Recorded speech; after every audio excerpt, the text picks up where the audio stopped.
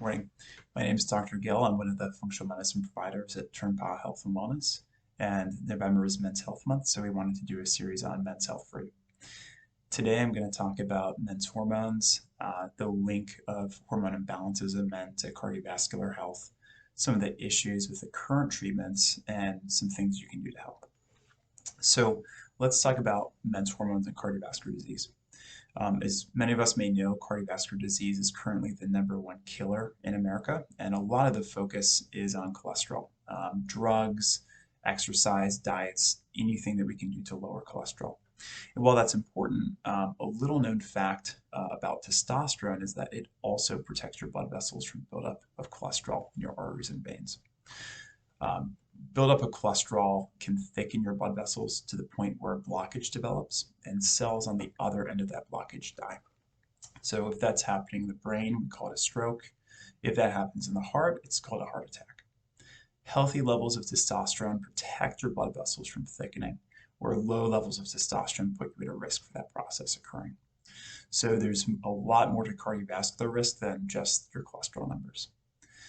Some of the signs, the early signs of thickened blood vessels that cause low blood flow can be erectile dysfunction, cold hands and feet, or a loss of hair on your legs or feet, and finally leg cramps. If you're noticing these are happening, it can be a good idea to get your levels checked. So fixing the testosterone issue for men can be helpful to reduce their risk for heart attack and stroke and improve quality of life.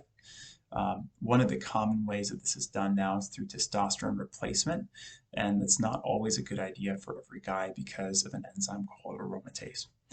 Aromatase is an enzyme that, if activated, is going to convert your testosterone into estrogen. So typically, men are going to have pretty high levels of testosterone over here and fairly low levels of estrogen. If aromatase is activated for reasons we'll talk about later, your testosterone is going to go down, estrogen is going to go up. And having high estrogen has its own set of concerns. It contributes to depression, it contributes to cancer, and like low testosterone, it also contributes to thickening of the blood vessels and cardiovascular disease.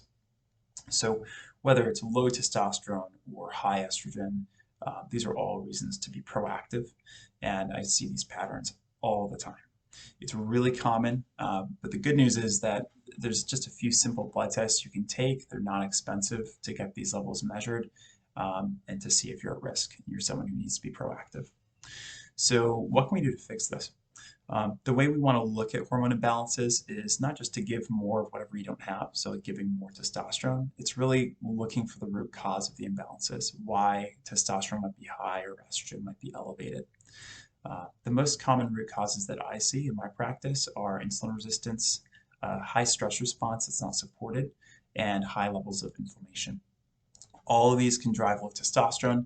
They all can activate that aromatase enzyme I talked about, and they all leave men feeling unmotivated, tired, depressed, having a low libido, and at the end of the day, putting them at a higher risk for heart attack or stroke. So what you can do is get tested, both your testosterone and estrogen.